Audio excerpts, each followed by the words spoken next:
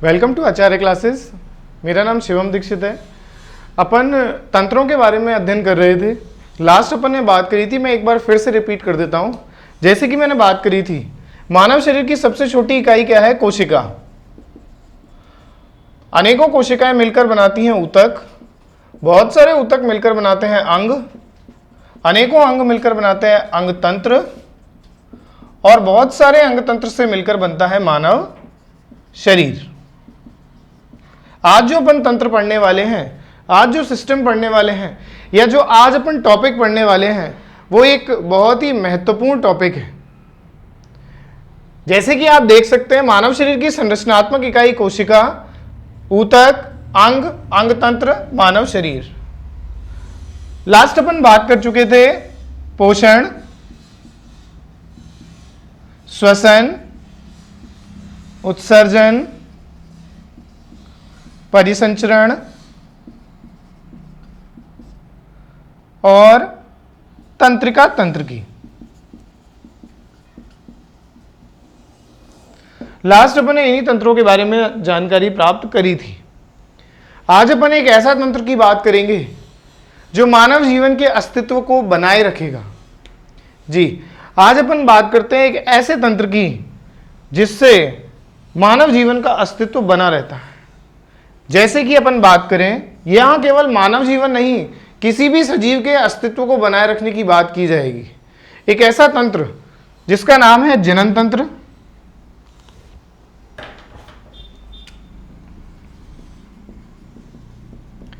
जनन तंत्र एक सिंपल सी डेफिनेशन दे दूं, सजीवों के शरीर का एक ऐसा तंत्र या सजीवों का अपने ही समान संतान उत्पन्न करना जनन कहलाता है। जनन एक ऐसा प्रोसेस है, ऐसा चरण है जो हर जीव के लिए महत्वपूर्ण है। आप इतने सारे तंत्रों को देख सकते हैं: पोषण, श्वसन, उत्सर्जन, परिसंचरण और तंत्रिका। और जनन तंत्र आवश्यक तो नहीं कहूंगा मैं, ऐसा नहीं है कि जनन तंत्र के अगर ना हो तो जीवन हम जी नहीं सकते, हम सरवाइव नहीं कर सकते, ऐसा नहीं है।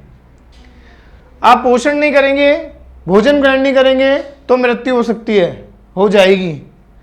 श्वसन एक सेकंड या कुछ सेकंडों के बाद श्वसन ना करने पर ही मृत्यु हो जाएगी। उत्सर्जी अपशिष्ट पदार्थ को ज्यादा देर तक शरीर में रखने से भी मृत्यु हो जाएगी। परिसंचरण ना हो, रक्त का प्रवाह ना हो, हृदय काम ना करे तो भी व्यक्ति की मृत्यु संभव है। तंत्रिका तंत्र, अंतःस्रावी तंत्र, यह भी एक ऐसा तंत्र है कि काम करना बंद कर दे तो व्यक्ति की मृत्यु हो सकती है।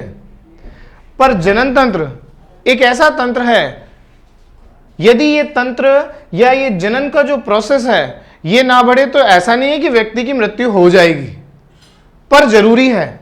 क्यों जरूरी है? इसका वजह है, इसकी रीजन है। मान लीजिए कि अगर इस पृथ्वी पर सभी जीव या सजीव या कोई भी जीव जनन नहीं करता, अगर वो जनन करेगा तो वो अपनी संख्या में वृद्धि करेगा और अपने अस्तित्व को बनाए रखेगा। इन केस अगर वो जनन ना करे, रिप्रोडक्शन ना करे, तो उसकी जो जातियां हैं वो एक सीमित रह जाएंगी। मानव जनन ना करे, अगर हमारी बात करें, व्यक्ति जनन ना कर सिंगल रहकर भी जीवित रह सकता है, पर क्या वो अपने अस्तित्व को बनाए रखेगा? क्या वो अपने अस्तित्व को बनाए रख सकता है? नहीं। जीवों को अपने ही समान संतान उत्पन्न करके अस्तित्व बनाने की आवश्यकता पड़ती है। चाहे वो मनुष्य हो, जीव जंतु हो, पेड़ पौधे हो, कोई भी जीव हो, इन सभी जीवों को अपना अस्तित्व बनाए रखने के लिए जनन की आवश्यकता, रिप्रोडक्शन की आवश्यकता पड़ती है। ऐसा नहीं है कि अगर जनन ना हो तो व्यक्ति जीवित नहीं रह सकता।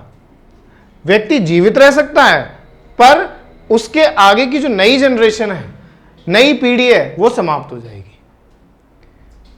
पीढ़ी को बढ़ाने के लिए जनन की आवश्यकता पड़ती है। तो एक ऐसा तंत्र जिसमें मानव अपने ही समान संतान उत्पन्न करता है, उसे जनन तंत्र कहते हैं। तो आज अपन बात करेंगे किसकी? जनन तंत्र की। आप देख सकते हैं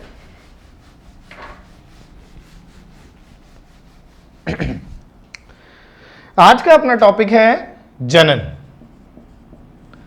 रिप्रोडक्शन, रिप्रोडक्शन डेफिनेशन में अभी दे चुका, फिर से देता हूं। सजीवों में अपने ही समान संतान उत्पन्न करना जनन कहलाता है। मानव है, मानव उत्पन्न करेगा। कुत्ता है, कुत्ते उत्पन्न करेगा। हाथी है, हाथी को प्रजनन करेगा। तो मानव मतलब सजीवों का अपने ही समान संतान उत्पन्न करने का लक्षण गुण जनन कहलाता है। और इस कार्य को करने के लिए हमारे शरीर में या प्रत्येक शरीर में एक विशेष प्रकार का तंत्र पाया जाता है। यह विशेष प्रकार का तंत्र ही जनन तंत्र कहलाता है। तो अपन बात करते हैं जनन। जनन दो प्रकार का होता है, आप सभी लोग पढ़ चुके हैं। अलैंगिक जनन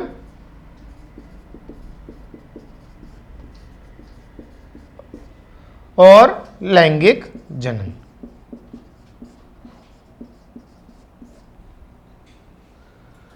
दो जीवों के मेल से होने वाला जनन या जनन की वह प्रक्रिया जिसमें दो लिंगों की आवश्यकता पड़े उसे लैंगिक जनन कहते हैं। ये दो लिंग नर और मादा होती हैं। जब ये दोनों प्रजनन की क्रिया करते हैं तब नई संतान उत्पन्न होती है। और एक विशेष प्रकार का जनन का प्रकार या ऐसा जनन जिसमें सिंगल पेरेंट या एकल जीवी नए जीव को उत्पन्न कर दे, एकल जीवी नए जीव को उत्पन्न करता है, उसे अपन कहते हैं अलैंगिक जनन। एकल जीव, एकल जनन भी कह सकते हैं। कुछ प्लांट्स में, सूक्ष्म जीवों में इस प्रकार का जनन पाया जाता है और इस प्रकार का मनुष्य, कुत्ता, बिल्ली, अधिकतर पेड़ पौधे, इन सभी में किस प्रकार का जनन होता है? लैंगिक जनन। तो आज अपन पहले बात करेंगे अलैंगिक जनन की। एक सिंपल छोटा सा टॉपिक है अलैंगिक जनन, असेक्सुअल रिप्रोडक्शन। अलैंगिक जनन के बारे में कुछ विधियां हैं, जैसे कि मैं अभी डेफिनेशन आपको दे चुका।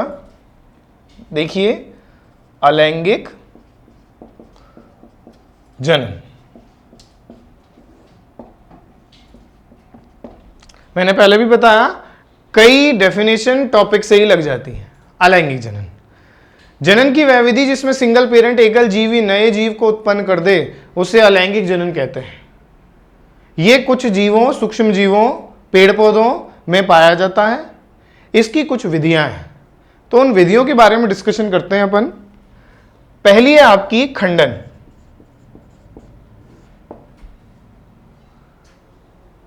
इसमें भी दो हैं, द्विखंडन और बहुखंडन।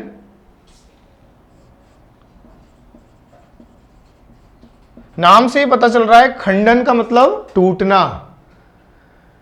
जनन की ऐसी विधि जिसमें जीव दो भागों में टूट जाता है और दो भागों में टूटकर नए जीव को उत्पन्न करता है, द्विखंडन कहलाता है। इसका सबसे अच्छा एग्जाम्पल अगर मैं दूं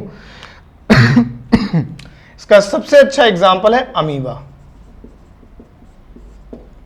कैसे, आप देख सकते हैं।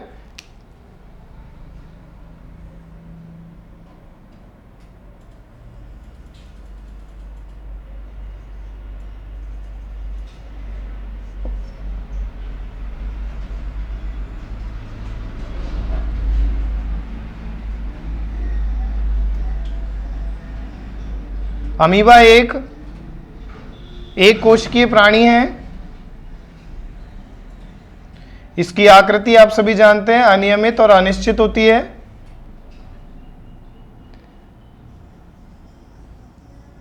एक कोशिकीय से ही पता चल रहा होगा।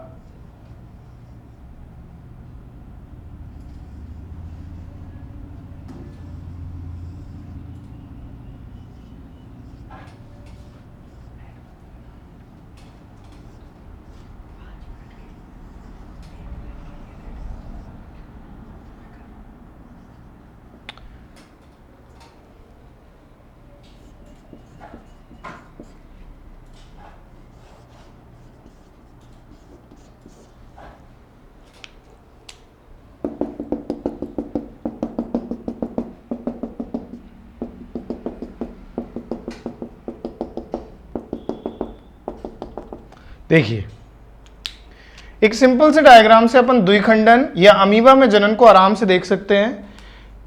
देखिए, अमीबा एक कोश की जीव है, इसकी आकृति अनियमित से अनिश्चित होती है। आप देख सकते हैं अमीबा में एक कोश के होने के कारण इसमें एक सिंगल केंद्रक पाया जाता है, कोशिका द्रव और कोशिका झिल्ली पाई जाती है। ठीक है, आप देख सकते हैं ये जो जीव है, ये जीव अपने आंतरिक संरचना में कुछ ऐसे परिवर्तन लाता है। सबसे पहले केंद्रक का विभाजन हो रहा है, केंद्रक दो भागों में बंटते हुए आप देख रहे हैं। फिर केंद्रक के विभाजन होने के बाद अंदर का जो कोशिका द्रव है वो विभाजित हो रहा है, और विभाजित होने के बाद दो नए जीवों का निर्माण हो रहा है। सिंगल जनक दो नए जीवों का निर्माण कर रहा है। और अपनी डेफिनेशन क्या थी अलैंगिक जनन की? जनन की वह विधि जिसमें एकल जीव दो नए जीवों का निर्माण करे या नए जीवों को बनाए, उस जनन को अपन अलैंगिक जनन कहते हैं। एक प्रोसेस आपका हो गया क्या? द्विखंडन। दूसरा अपन बात करते हैं बहुखंडन की।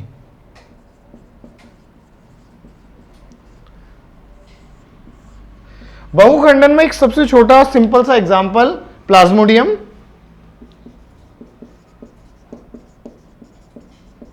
प्लाज्मोडियम में क्या होता है, जैसे आप अमीबा को देख चुके हैं, प्लाज्मोडियम में जो जीव है वो अपने चारों ओर एक लेयर बना लेता है, और ये लेयर अंदर के केंद्रक को अनेकों भागों में विभाजित कर देती है। नाम से ही पता चल रहा है बहु यानी बहुत सारे।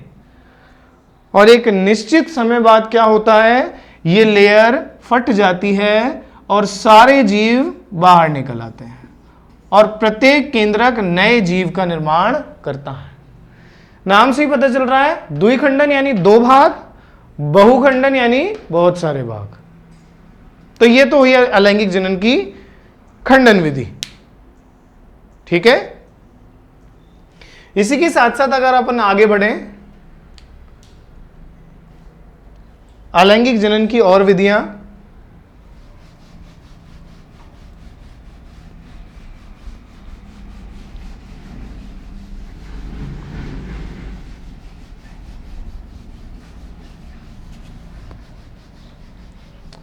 आप लोगों ने हाइड्रा के बारे में सुना होगा। अपन ने द्विखंडन पढ़ा, बहुखंडन पढ़ा, अब अपन पढ़ेंगे मुकुलन। कुछ जीवों में शरीर के अंदर ऐसे बदलाव उत्पन्न होते हैं, इसमें शरीर के अंदर से एक अतिरिक्त संरचना का निर्माण होता है। यह संरचना विकास करके नए जीव का निर्माण कर देती है। हाइड्रा जैसे जीवों में, जैसा कि आप देख सकते हैं,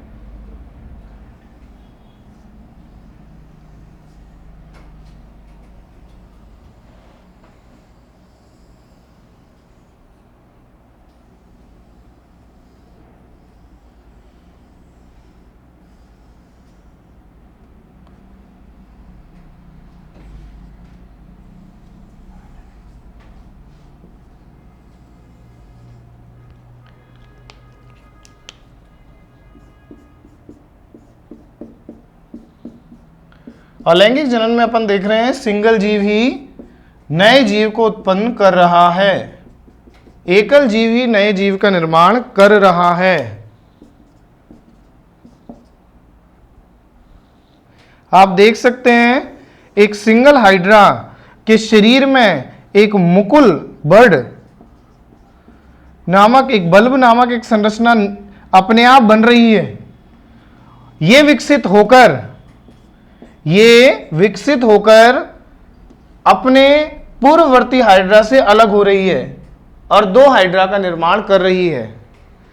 जैसा कि मैंने आपको बताया अलैंगिक जनन में कि जनन की वह विधि जिसमें जीव या एकल जीव दो नए जीवों का निर्माण करे या नए जीवों का निर्माण करे, उसे अलैंगिक जनन कह रहे हैं।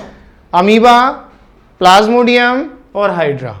अब आराम से देख सकते हैं कि सिंगल जीव ही दो नए जीवों का निर्माण कर रहा है।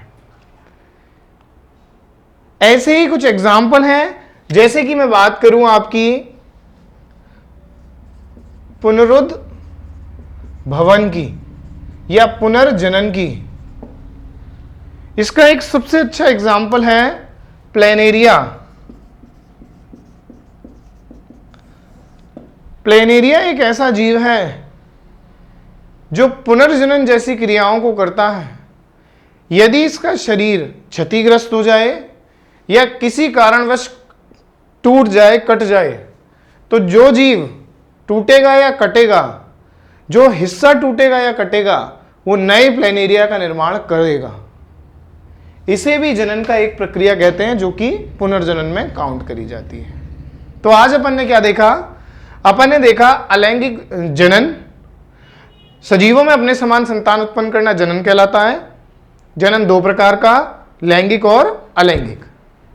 लैंगिक जनन जब दो लिंगों की आवश्यकता पड़े या दो लिंग परस्पर संपर्क में आकर नए जीव को उत्पन्न करे, उसे लैंगिक जनन कहते हैं। और लैंगिक जनन में नर व मादा की आवश्यकता पड़ती है। दूसरी तरफ अपन ने बात करी जनन की वह विधि जिसमें सिंगल पेरेंट, एकल जीव ही नए जीव को उत्पन्न करता है, उसे अलैंगिक जनन कहा जाता है, जिसमें द्विखंडन, बहुखंडन, मुकुलन, पुनरुद्भवन और एक कायिक प्रवर्धन, एक कायिक जनन भी आता है। कायिक जनन में पौधों के वे भाग जो कायिक भाग हैं, वे नए प्लांट को, नए पौधे को बनाने का कार्य करते हैं। जैसे कि मैं बात करूं जड़, तना और पत्ती। जब किसी पौधे में जड़, तना और पत्ती नए प्लांट को बनाने में सहायक हो, उसे कायिक जनन कहा जाता है। इसका सबसे अच्छा एग्जाम्पल है ब्रायोफिलियम। ब्रायोफिलियम आपने देखा होगा। ब्रायोफिलियम में क्या होता है कि प्लांट के ऊपर अनेकों प्लांट निकल आते हैं और प्रत्येक प्लांट गिरकर नए प्लांट का निर्माण करते हैं। यानी जब पौधे के कायिक भागों से नए पौधे का निर्माण होता है, उसे अपन कायिक जनन कहते हैं। तो आपकी समझ में आया होगा कि जनन में अलैंगिक जनन किस प्रकार से किन चरणों में बटा हुआ है। यह जनन की वह विधि जिसमें सिंगल जीव नए जीव को उत्पन्न कर रही है, उसे अपन अलैंगिक जनन कह रहे हैं। ठीक है, वीडियो पसंद आई हो तो इसे लाइक करें, सब्सक्राइब करें, शेयर करें। Thank you.